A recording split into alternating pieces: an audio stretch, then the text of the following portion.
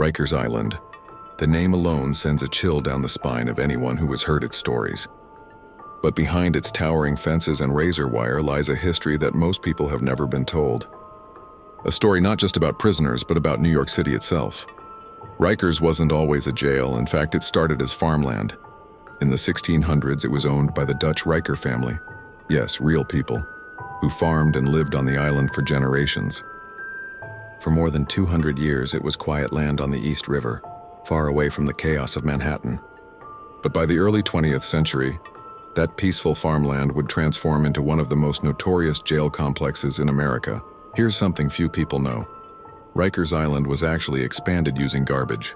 New York City dumped millions of tons of waste around the small island to create more land.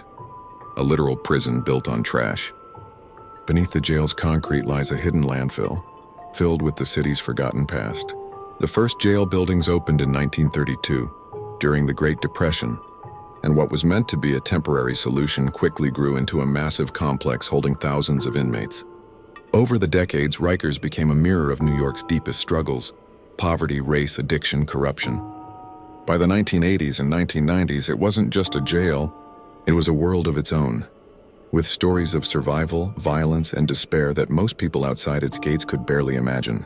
But what many don't know is that Rikers has seen incredible acts of humanity too. Prisoners once saved guards during fires. Some built art programs, literacy circles, and religious groups to bring hope to a place designed to break people. There were teachers, social workers, and volunteers who walked in every day trying to bring light into the darkest corners of the city.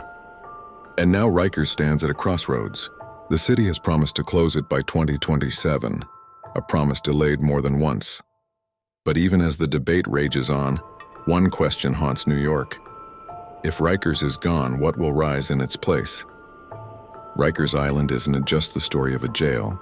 It is the story of how a city treats its most broken people. It's a story built on land that was once fertile, turned to waste and then to walls, a place where humanity and suffering have lived side by side for nearly a century. And maybe, just maybe, understanding Rikers means understanding the soul of New York itself, both its greatness and its guilt.